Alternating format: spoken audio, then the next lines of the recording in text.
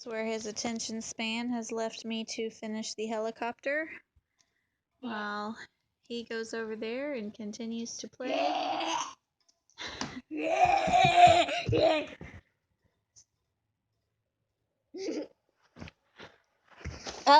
Careful. All right. Do you want me to finish this helicopter, or do you want... You.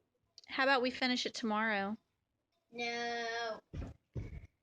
Because this is your project. We're almost done. Look. Finish it. Okay, this is where Mom finishes it. Because his attention span, he's gotten this far.